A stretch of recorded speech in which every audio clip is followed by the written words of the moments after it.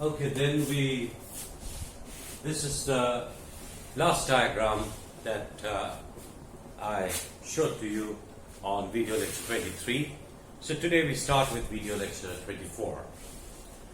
Just a quick recap of the whole thing is that in a crystal structure, which is largely determined by the arrangement and packing of SiO4 tetrahedra, essentially packing of silicon and oxygen, and which forms a tetrahedra which is very strongly covalent.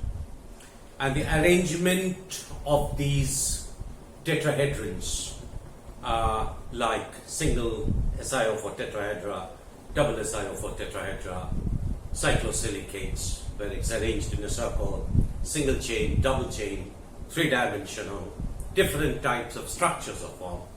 And in order to neutralize the SiO4 charge, which could vary, I told you about the silicon-oxygen ratios, send in PDFs. So what happens is the different cations are placed in the crystal structure so that to make it electrically neutral. Now, these cations, which are taken in by the crystal to neutralize the charge, they occur in specific positions. That means they have a particular coordination number, which is given as n, and so the number of oxygen atoms and surrounding oxygen atoms, the number and packing of the oxygen atom determines the size of the cation that can occur in that particular position or in different positions in the crystal structure. So it's a very complex thing that occurs in scales of microns or angstrom scales. So these variations occur in angstrom scales. Now what happens, we also then found out something called the compatibility and incompatibility of element. If an element could be admitted into the crystal structure in the specific sites, they are called compatible. And those elements which are not favored by those sites, which are determined by packing, etc., those are incompatible elements. Incompatible to the solid. Incompatible with respect to the solid. So those elements that are compatible with the solid, in a solid melt equilibrium, those elements are depleted in the liquid. And if there are incompatible elements, that means elements that cannot be accommodated in the crystal structure, not favored or not preferred, they would enrich in the melt. And based on that, we found out one parameter called the partition coefficient, which is essentially the concentration of an element I in the solid divided by the concentration of that element in the liquid. So for compatible elements, K is greater than 1 because the element concentration in the solid is more than in the liquid. And then you can have incompatible elements where the concentration of the particular element of the solid is lower than in the melt, so the element is transferred into the melt, and then you have equal to 1, which is essentially equipartitioning. So when you partially melt a rock, there is no major change in the composition between the crystal and the melt. And we also talked about, and we drew this diagram, I'm sure you've understood it, that if you have a particular element, these are the rare earth elements, the density of the rare earth element increases from lanthanum 58 to lutetium 71, and because the ionic radius decreases because of lanthanide contraction, but the nucleus becomes heavier as more and more protons, electrons and protons, they are increased in the heavy rare earth element, so the density increases. Now, for example, we were said in the rate, for example, if there are some minerals which have a structure we can accommodate lanthanum, which is compatible, case 1. Then we had case 2, where there is a crystal structure which accommodates lutetium preferentially, that's case 2.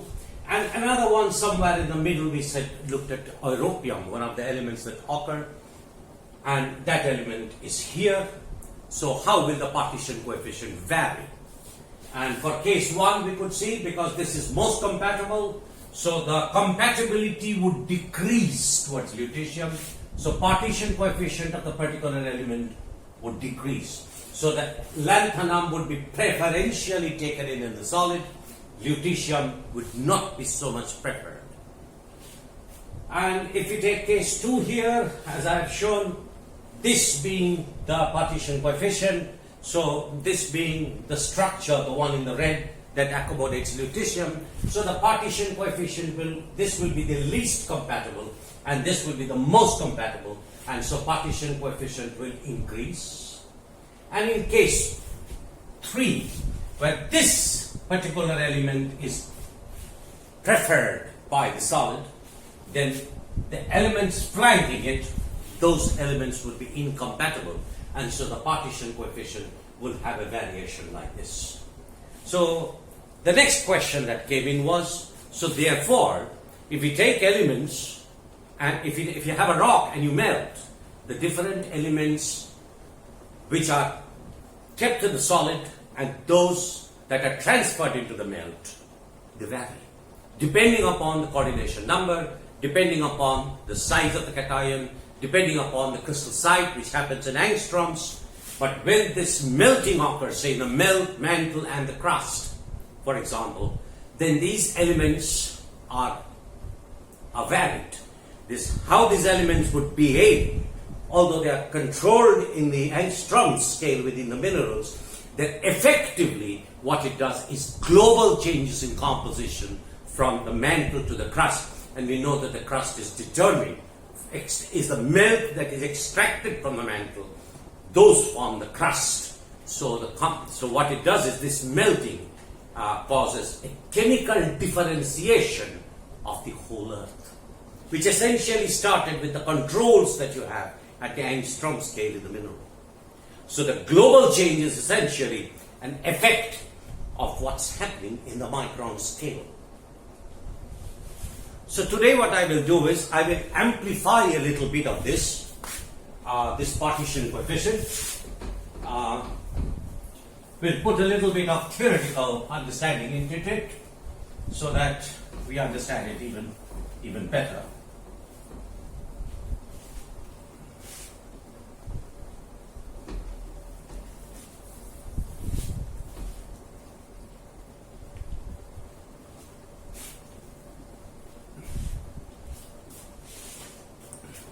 So, what we do in the first stage is, we will consider a magma. We consider a melt. We consider a melt. Right? Now, when the melt crystallizes, let's say we are talking of crystallization, a particular crystal forms. Now, this is our solid. And this is the liquid. But initially there was no solid or there was no liquid. It was completely liquid. When was it completely liquid? If we take a term called F, where F is fraction of melt remaining. If we coin this term, fraction of melt remaining. Now, F will be equal to 1 when it's just made of only melt only. And when F is equal to 0, then it's solid only. That means this is complete crystallization and this is almost no crystallization.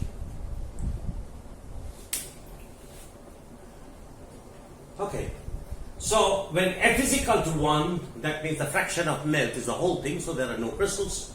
And you can have F is equal to 0 when it becomes completely solidified. So essentially, if value is greater than 0 and F can vary between them. Now we coin a term which is called CiL0. What is Ci? I is a particular element. Say strontium or barium or lanthanum or lutetium. So it's a particular element in the liquid CiL. That means this is the concentration of I when F is equal to 1. This is what it is.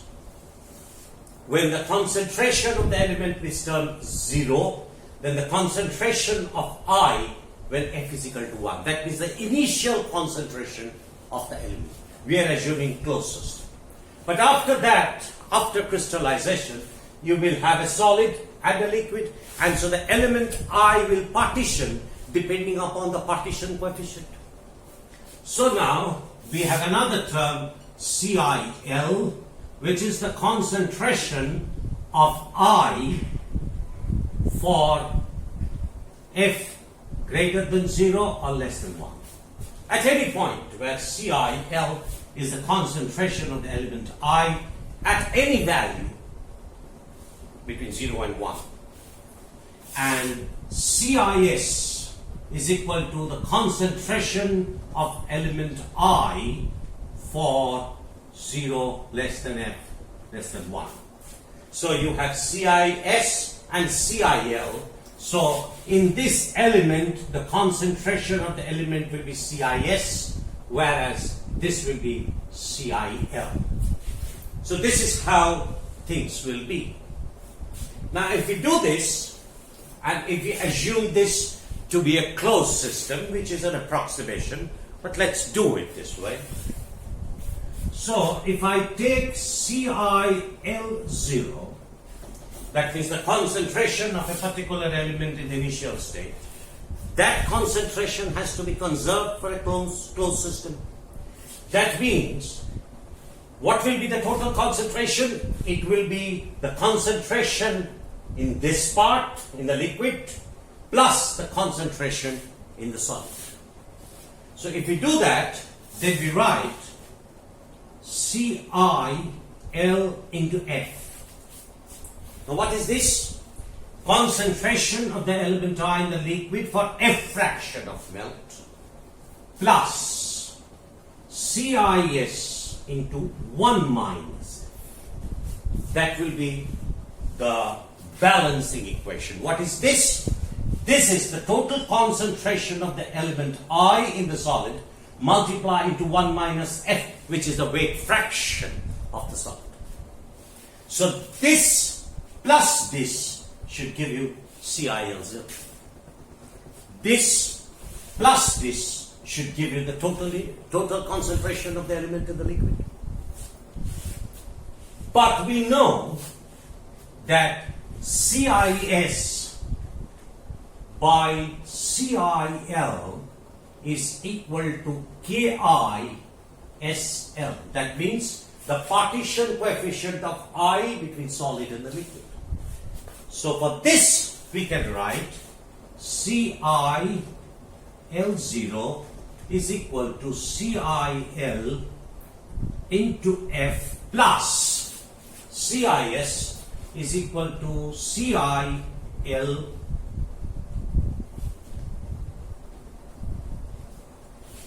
into KI into 1 minus F. And if we take CIL common, then we will have F plus K into 1 minus F. That will be the equation. Have you understood? So now I will erase this. I hope you will remember what I said.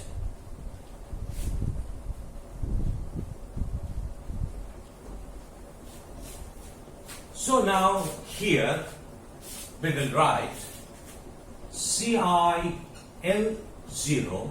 is equal to CIL into F plus K into 1 minus F. And I will erase this part.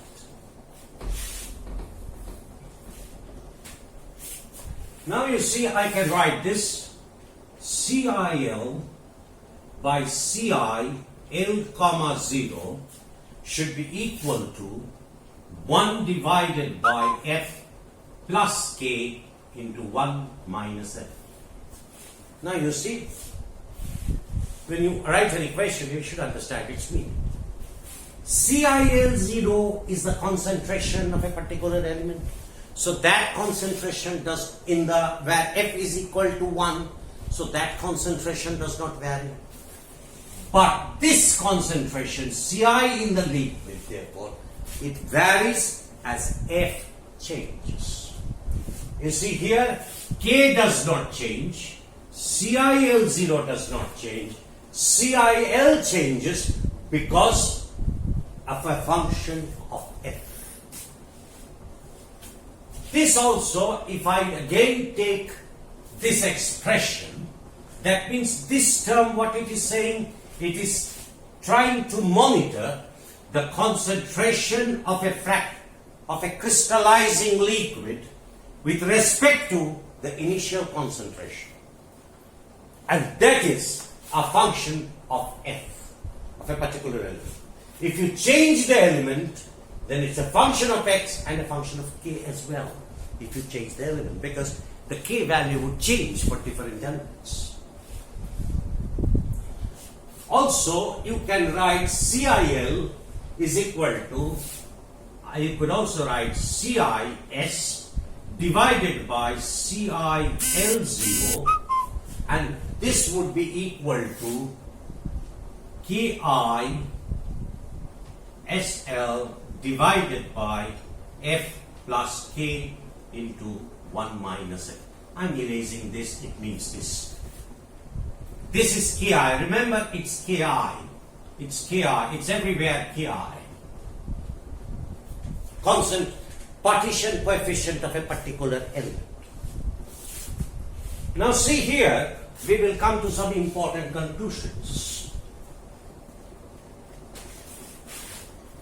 If we take a diagram where we write CIL divided by CIL0, and let this value be equal to 1.0.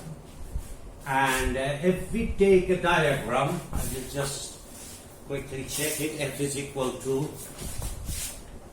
1 to 0.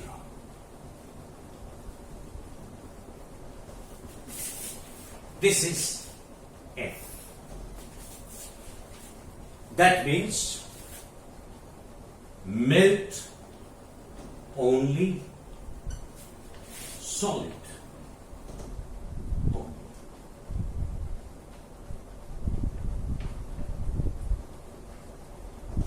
Solid only. Now you see,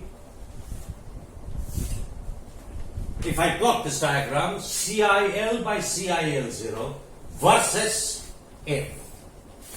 Now see, if Ki equals to 1, then what happens? You look here. Ki, if it's equal to 1, then this is F plus 1 minus F. That means this value is 1. If Ki is equal to 1, then this value is equal to 1. That means the denominator becomes F plus 1 minus F. That means 1 divided by 1 is equal to 1. And that is if Ki equal to 1. And this will be irrespective of the F value, because it doesn't matter, the F value neutralizes itself. So what I can see is, so if I can take this, then this value is where K is equal to 1. You see, this value is K equal to 1. For K, all K values equal to 1, this is the case. That means from F1 to F is equal to 0, the concentration of the element I with respect to the initial concentration remains the same. That ratio does not change because it's equipartitioning. The ratio does not change because of equipartitioning. So there is no enrichment in the liquid, no enrichment anywhere. You can find this also. You can find this also. And here you see it's the same thing. But only thing, there is a difference. If you take Ki equal to 1, then again this value will be equal to, F and F will cancel out, this will be 1, but Ki equal to 1. So even for the solid, it will be the same straight lines. That means there is no enrichment. But if you have K value less than 1, if you have K value less than 1, then this is what will happen.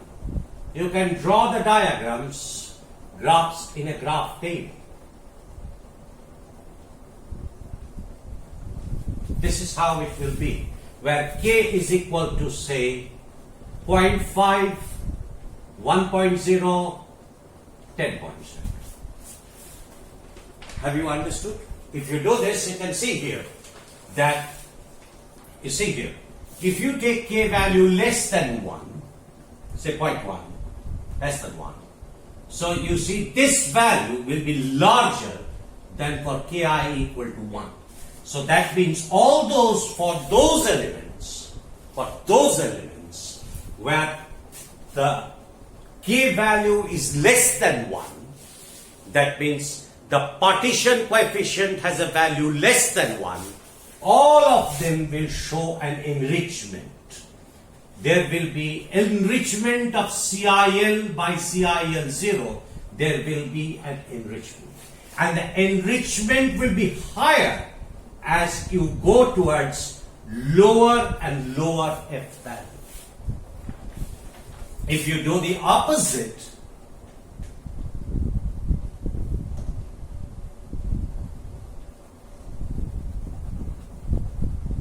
this is if, for example, 5, 10, 100.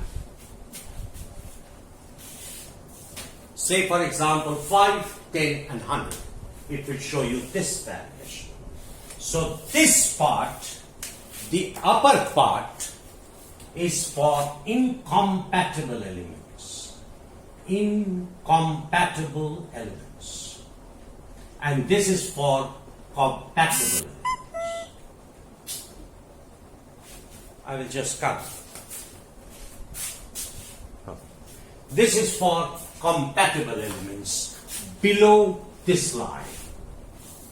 So in this diagram, for equipartitioning, CIL by CIL0 would remain the same. But for K values less than 1, the elements would be enriched in the melt.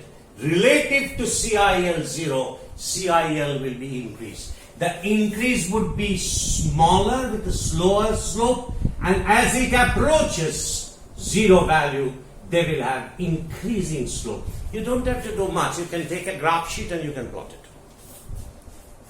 Right? But for incompatible means K less than 1. And incompatible where there is K greater than 1, then they have the similar type of curve by CIL0. These values are lower than K is equal to 1. Have you understood?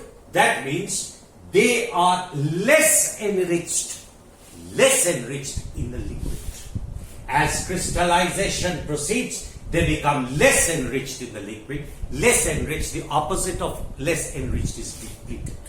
So the compatible elements are depleted in melt. And incompatible elements are enriched in melt.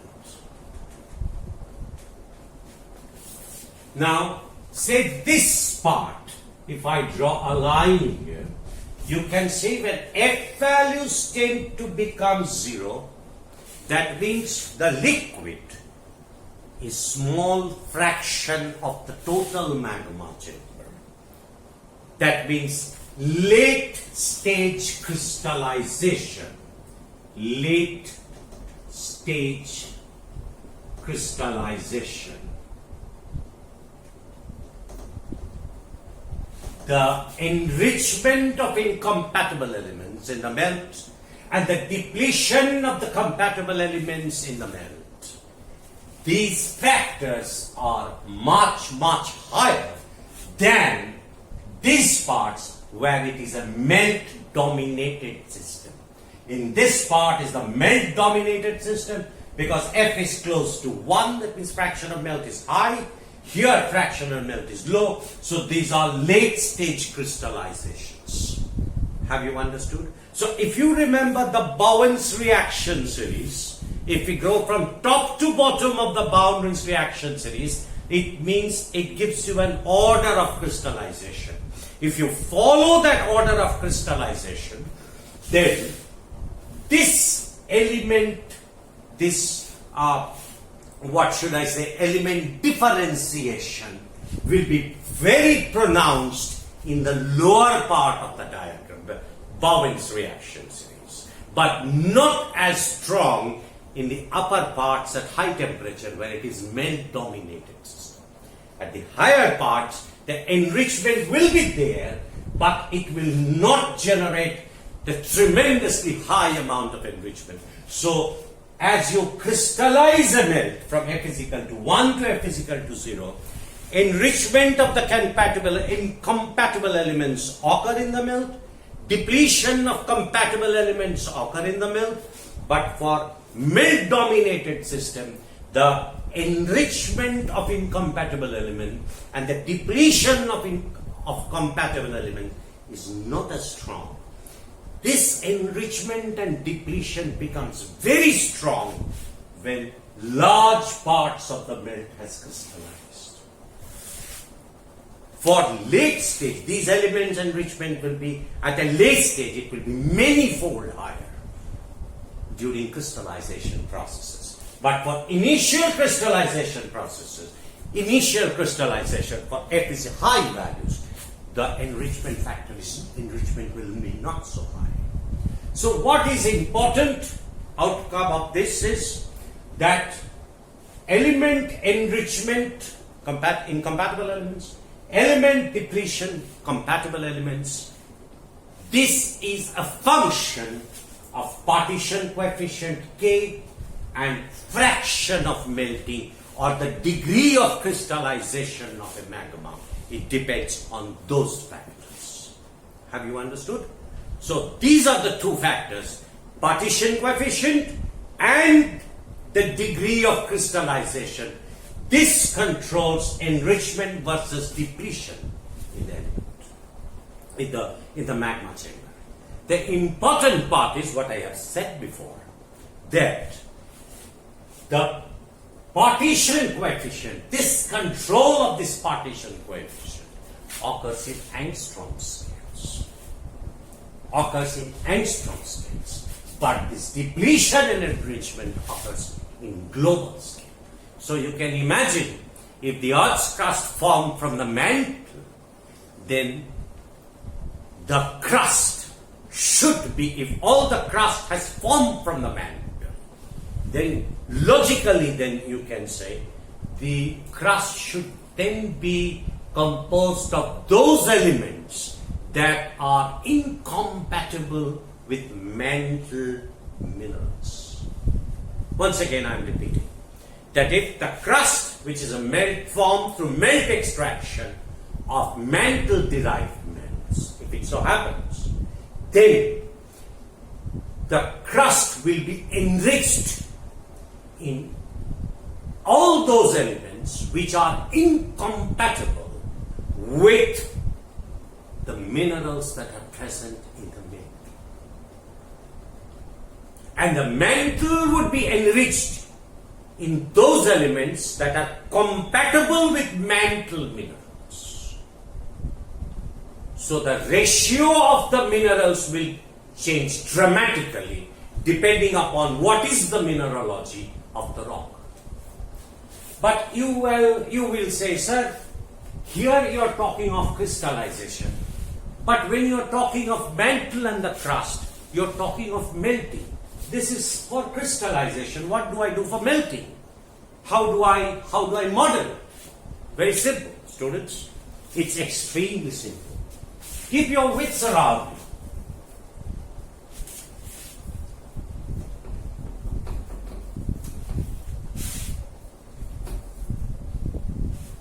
Say we start that if you are talking of the mantle, then we will have an initial solid that underwent melting. Yes or no? So How will the mass balance equation look like now? Very simple. CIS0 instead of CIL0. Why? Now because you have a rock. You want to melt it. Now equilibrium melting. You want to melt it. So the initial concentration of a particular element in the solid, when F is equal to, now is the catch, when F is equal to 0. The opposite of crystallization. What is CIS0? Is the concentration of the particular element in the solid, initial solid. That means no melting. That means F is equal to 0. And F is the fraction of melt. So if there is a solid which has not melted, then this one should be where F is equal to 0. Now we write the equation CIS0. Then once you have melted, what will happen? Let's make a small sketch and try to solve it. First of all, it was made up of different minerals. Say A, B, C, and C. Say these are the minerals. And so when you heat it, what will happen? A, B, C will melt, and you will have melted rocks, partially molten rocks, and this will be the melt.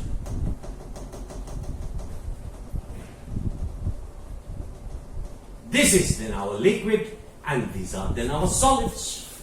Is it not? For a particular value of F, where F is greater than 0 and less than 1. That is it. So now then, if this is S and this is L, then CIS0 is equal to the concentration, total concentration of the element in the solid and the concentration of element in the liquid in the proportion.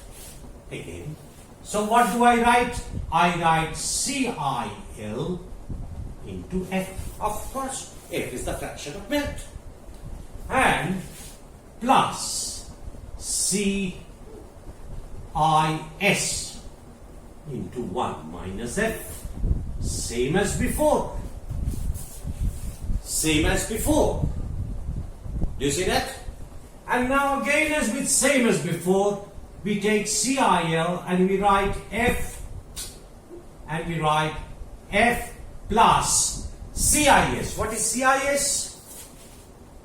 Remember, CIS by CIL is equal to K. So now CIS will be equal to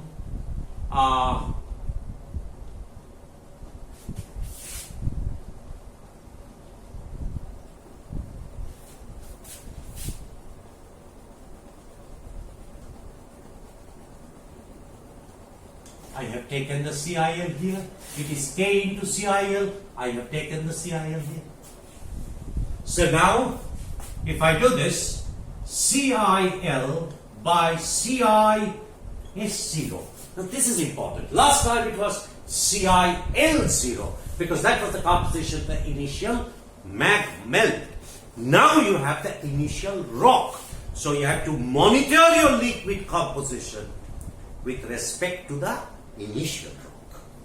So what we have now is again very simple. 1 by F plus K into 1 minus F. This will monitor the change in concentration of an element I in the liquid with respect to CIS0, which is constant, initial composition, and it will be a function of K and F, but for a particular I, K is a particular value. So for a particular element, K is equal to a constant.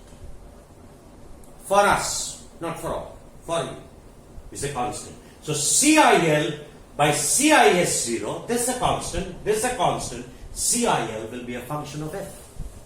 Very simple, like before. And CIL can be written also as CIS by CIS0 into K divided by F plus K into 1 minus F. Same thing. But what are you now doing? You're monitoring the change of element I in the solid with respect to the initial solid. So you can do both. What I will suggest to you, you take a graph sheet and you do the calculations, say for example, for K values, say 0.001 to 100. That should be enough. It should cover all the values. K is equal to 0.01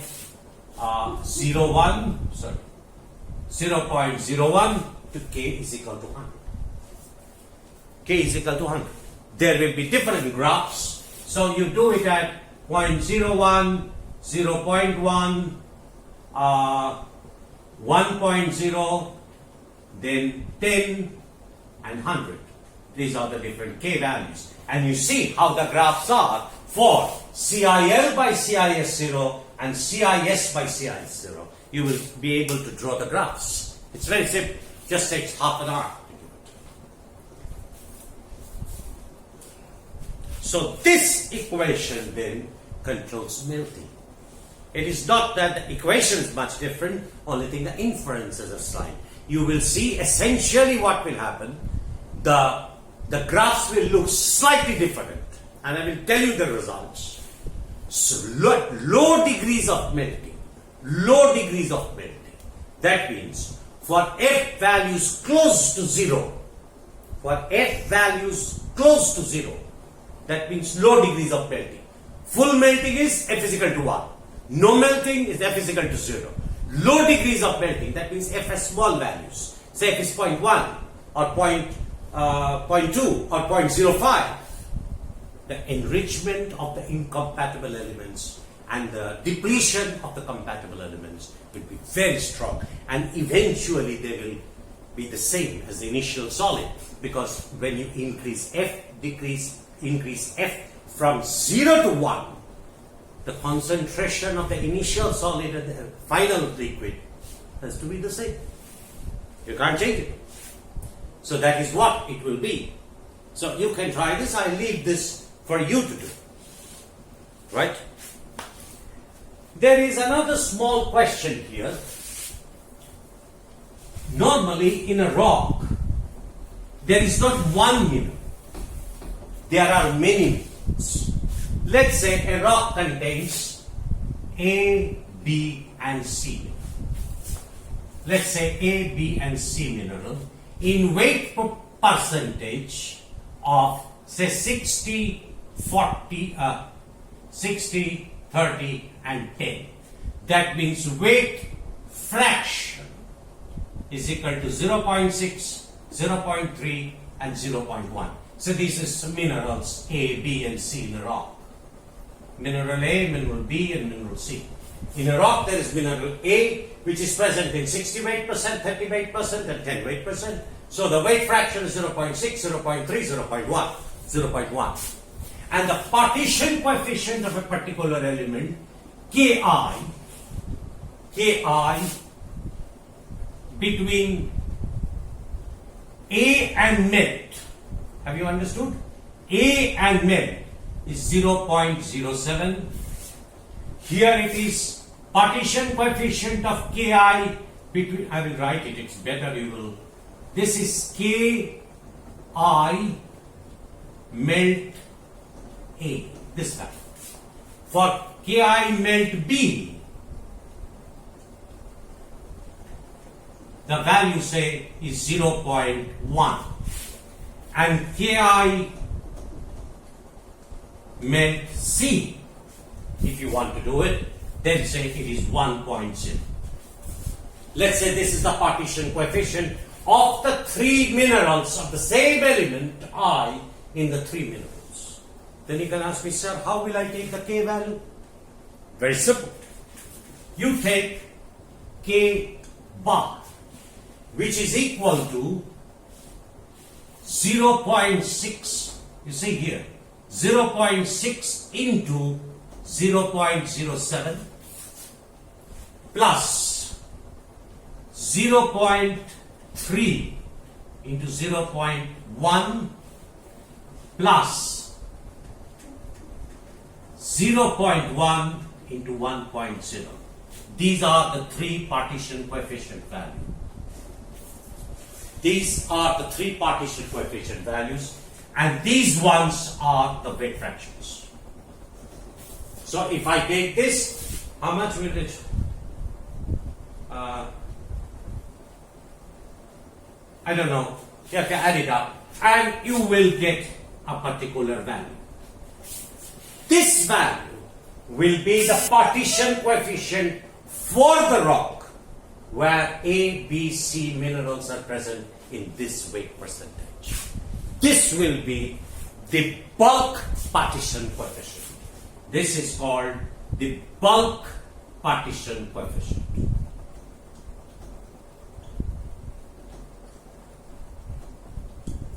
So long the three minerals when they melt are in the proportion of this, then the partition coefficient will be calculated like this.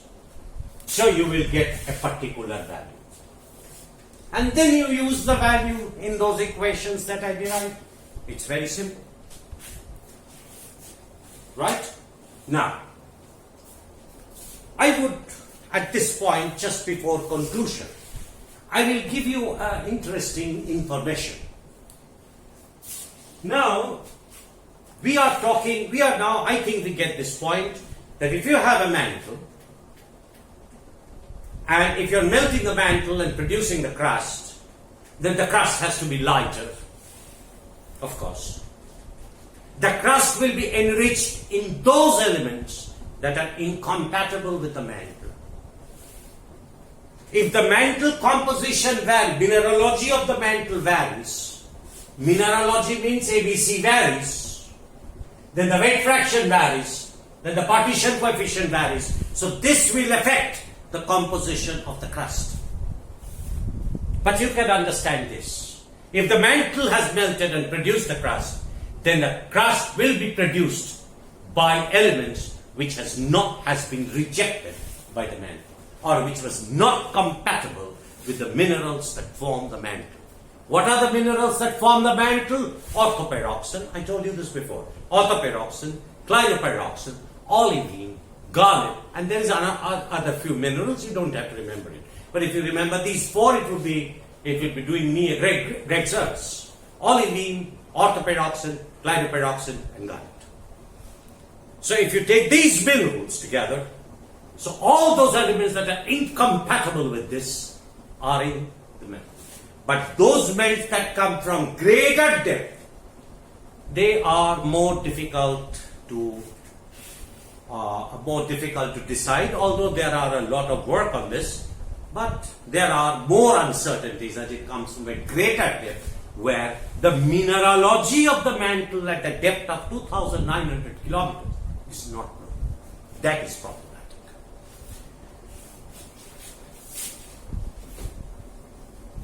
Now, a question that could arise in your mind is, okay, AB sir has said that the earth formed 4.55 billion years ago, and today so much time has passed.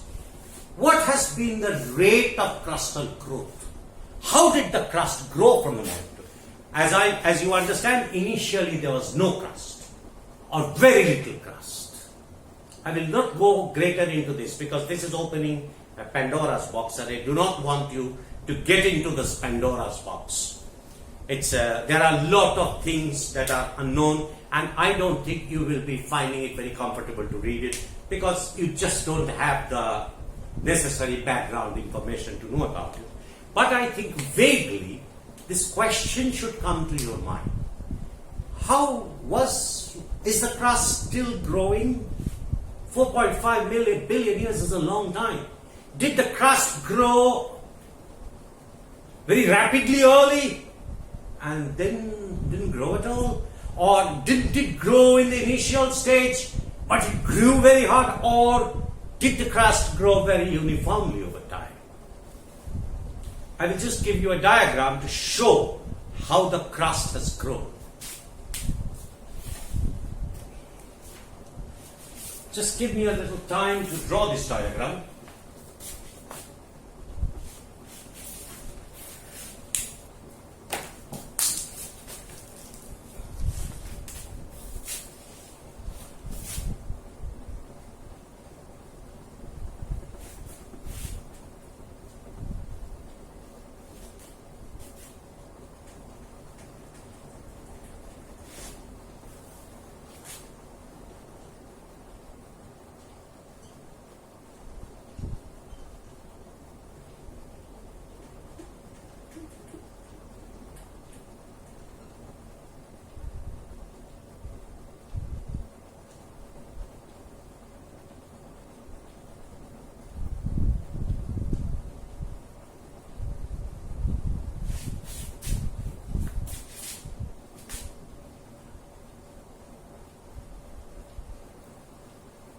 This is thickness on this side.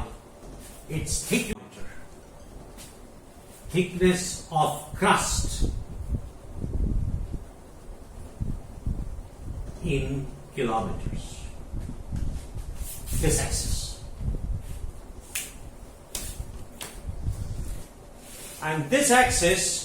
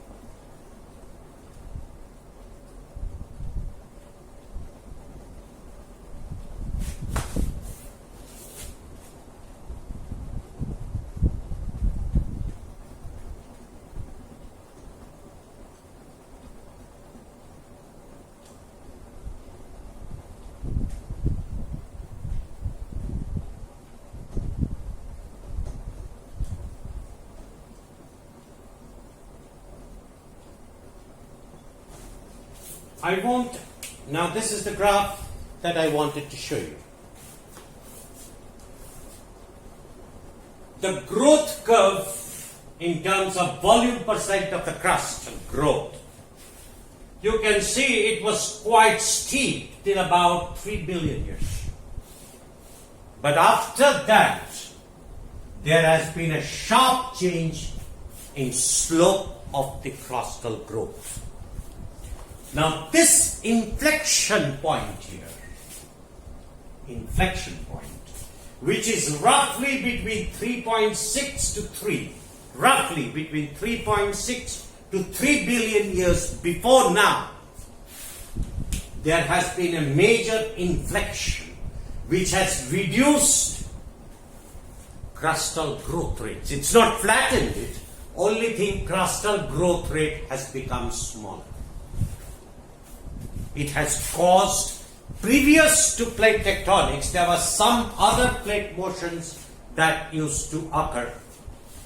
But there was a major transition from 3.6 to 2.9 billion years when today's plate tectonics, that means the motions that we see today, this plate tectonics, this is the transition. Previously, there was another type of plate tectonics. I'm not going to talk to you in detail. That was more because of vertical movements rather than side-off movement.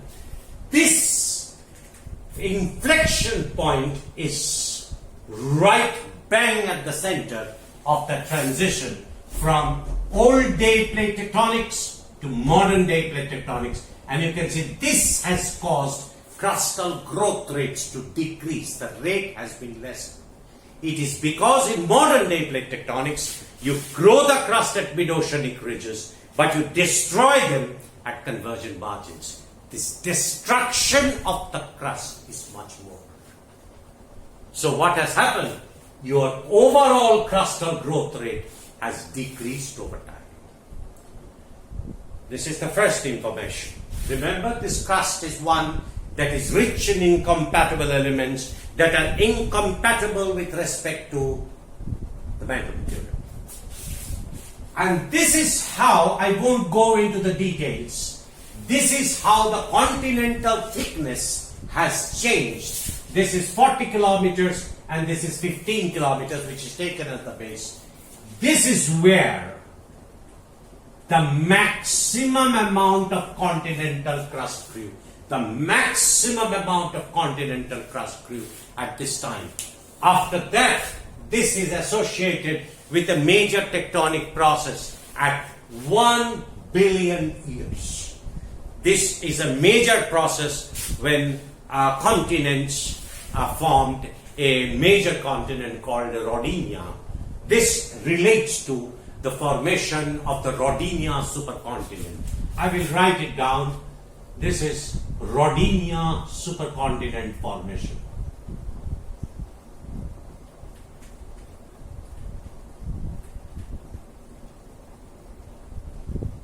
This is where a dominant part of the crust was formed. But after Rodinia, you can see there has been a destruction in the thickness of the crust.